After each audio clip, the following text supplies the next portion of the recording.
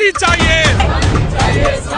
साम्राज्यवादी अमेरिका मुर्दाबाद, जंगखोर इजराइल मुर्दाबाद।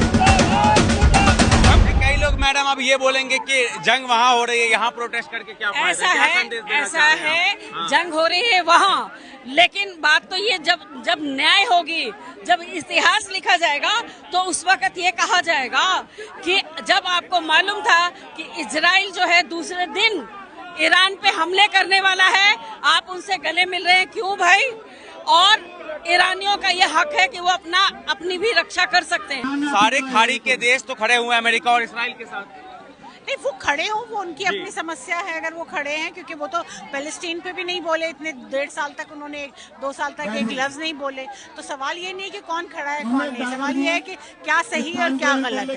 हम समझते हैं कि इस वक्त इजराइल और अमेरिका का रोल बहुत गंदा रोल है, उन्होंने बहुत घटिया हरकत करी है, पूरे रीजन को उन्होंने वॉर में झोंका है, तो हम उनका विरोध कर रहे हैं। अमेरिका और इस्राइल पर कौन सा देश का बयान आपने अभी तक देखा है जो जिसने कड़ी निंदा की हो?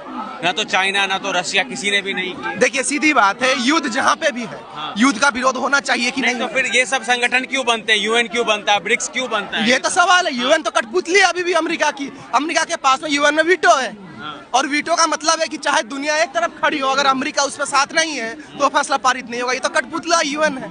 क्या इसका मतलब ये है कि जो भारत की जो लंबी पुरानी रवायत रही है, लंबी पुरानी नीति रही है कि वो युद्ध का खिलाफ होगा, और जो भी अगर कोई दूसरे संप्रभु देश पे हमला करे तो उसका विरोध करेगा? और भारत की जनता खास करके मेहनतकश जनता को अगर आप देखेंगे, उसके लिए खतरा है। भारत की अर्थव्यवस्था पे एक खतरा है। खतरा कैसे, एक बार समझते हैं। भारत तेल आयात करता है, किस में आयात करता है?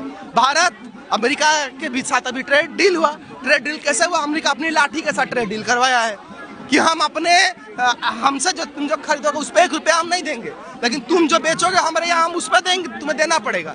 वो तो दबदबे में रूस से तेल आप खरीद नहीं सकते हैं। आप जो भी तेल खरीदेंगे डॉलर में खरीदेंगे, और आप तेल कहाँ से खरीदेंगे? आप तेल उन्हीं अमेरिकी कंपनियों से खरीदेंगे। तो सीधी बात है, आप अमेरिका के जब अगर तेल का भाव बढ़ेगा दुनिया भर में, और अमेरिका ही अगर तेल का सबसे बड़ा सप्लायर रहेगा, तो सीधी बात है भारत को तो ज्यादा पैसा देना पड़ेगा तेल खरीदने के लिए। और भारत अगर ज्यादा पैसा तेल खरीदने के लिए देगा तो सीधी बात है भारत की अर्थव्यवस्था पे तो सीधा प्रभाव